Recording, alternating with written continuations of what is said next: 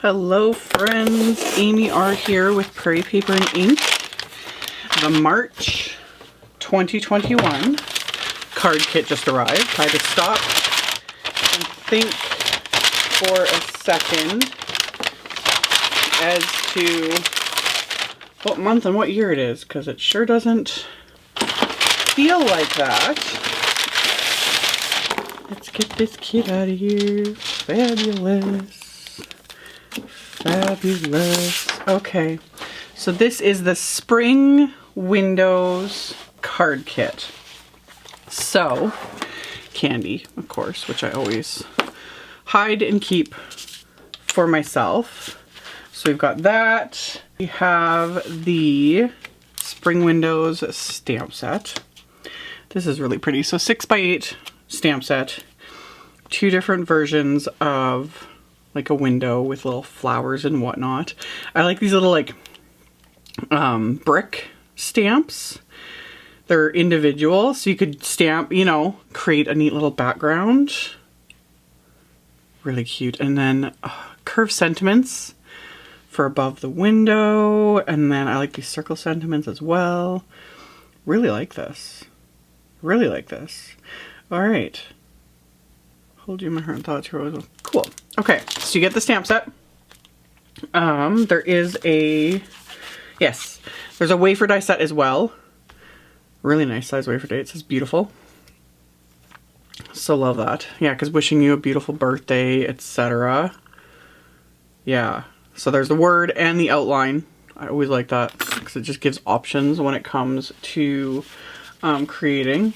There is pattern paper. This is the Carta Flower Garden 6x6. Really pretty. Oh, that's like inspired this set.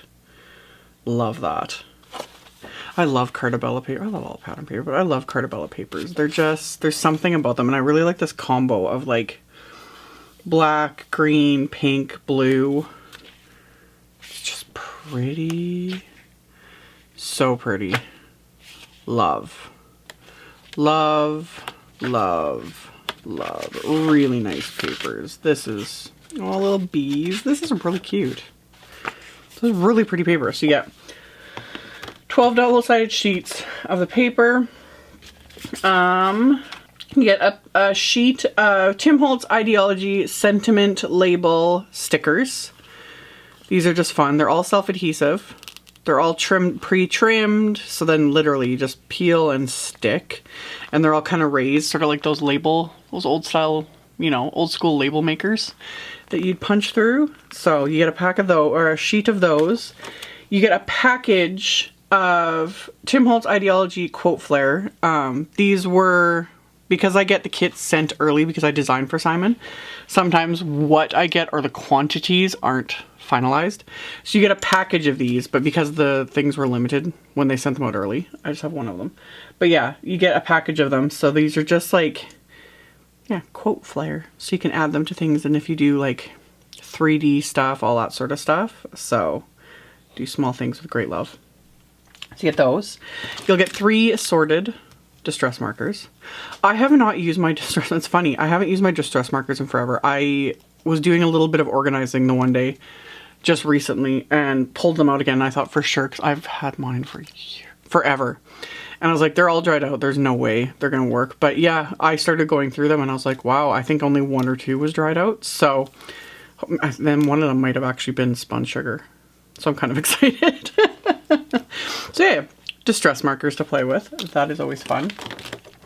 You get a Simon Says acetate sheet. This is nice if you want to like literally create a window or a shaker. With the especially with like this one, it would be so simple to like stamp and then just cut. You know? So you can play with that and create a window.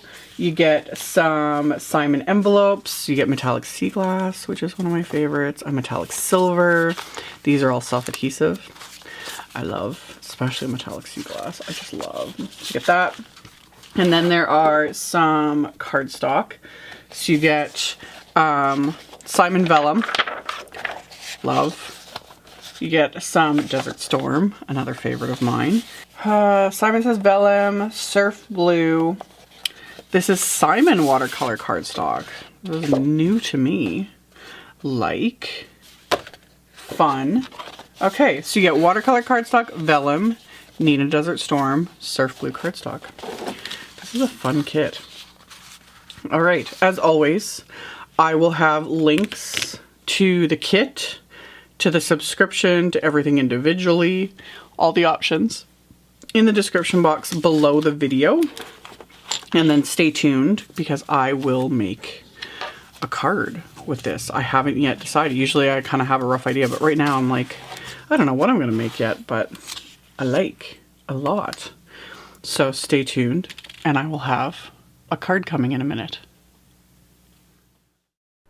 Alrighty, so I went with the large window with the shutters, and I took the watercolor paper, cut it down, and I'm going to stamp that window onto the smooth side of the watercolor paper using VersaFine Clair Morning Mist ink. You could use black, that'd be fine. I was in a very soft mood. The pastels, I don't know, and it's fun to mix it up sometimes. So I stamped the image in that VersaFine Clair ink, and I'd used my anti-static powder tool, stamped the image. I stamped it a couple times just to make sure I got all the detail. And then I covered it with Wow's Clear Matte Dull embossing powder. Again, just because I was in the mood. There's no rhyme nor reason. You could use just regular clear embossing powder. It's just going to have that little bit of a shiny finish. The Wow Clear Matte Dull ends up with a dull finish, so it doesn't really look heat embossed, but honestly, it's not. It's just a whatever mood I'm in sort of a thing. So the heat embossing, though, I like doing because it gives that raised edge, regardless of what kind you use. And then that way it kind of contains when I'm doing any sort of watercoloring. And then that way I don't have to be so patient because I am not a patient person. And especially when there's like lots of little detail and things like that, it just makes my life so much easier. So after I'd heat embossed, I'm using the distress markers that came in the kit as well as a few of my own. I'm just scribbling them onto my little plastic palette. That's where that acetate sheet that comes in the kit, that also would come in handy for that if you don't want to do a shaker card. Save that and use it as a little impromptu palette because you can smush inks onto it, scribble markers, etc. Any non-porous surface is going to work. So all I'm doing is just scribbling my markers onto my little, impromptu palette and then picking up that color with my little water brush and painting. And that's it. Simple. The shutters, I used old paper and a bit of that bundled sage to give it that kind of greenish wood look. And the greenery I did, with the bundled sage, I used the mustard seed, the spun sugar. The frame of the window, I used pumice stone, just give it that little bit of gray. And then the actual window box, I used, for the window panes, I used tumble glass, with a little bit extra water. Because, tumble glass is a nice pale blue, but I watered it down even more. So it just gives it, that little finish of glass. And then black soot for the actual window box. Again, just simple. I let it dry and then I fussy cut this out because I don't have the coordinating wafer dies. There is a coordinating wafer die set.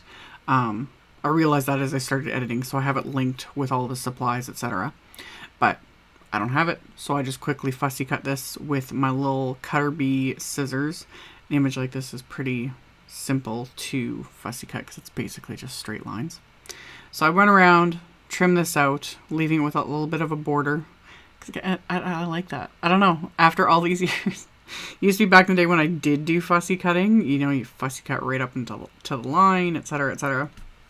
Now I personally kind of like the white border around things. I don't know, but I also don't like fussy cutting, even simple things like this. It's starting to hurt my hands more and more. Hence me loving coordinating wafer dies. But anywho, I cut it out. And then I took another piece of that same watercolor paper and I'm using the little brick stamps from that set. So I just put them on acrylic blocks and I'm going to just stamp them kind of around the perimeter of this piece of watercolor paper because it's going to be my background. And the window image is going to cover a lot of it. So I just stamped this a few times. I'm doing the exact same sort of a thing. I use my anti-static power tool, except this time I'm stamping the little bricks with just clear embossing ink. And then I'm going to heat emboss them with that same clear matte dull embossing powder. Melt that with my heat tool. And then I'm going to blend Spun Sugar Distress Ink. Now, I super sped this up in editing just because you don't really see a whole lot. It's subtle. You can see it a little better in real life. But again, it's very subtle. I was just in a pink mood when I was making this. But if you wanted this to show up more, you could do, you know, use some grays or do like rusty hinge would look amazing because it would look more like actual brick. You know, that sort of thing. Just whatever floats your boat. But I was in a pink mood, plus I just wanted this to be subtle. So I just lightly blended on regular Spun Sugar Distress Ink. And then I took that kind of splattery looking stamp, because you can use that to create, you know, texture. If you want to create walls, you know, we can create all that sort of stuff. And that's what I did here, is I just took that stamp and then stamped with Spun Sugar Distress Oxide ink.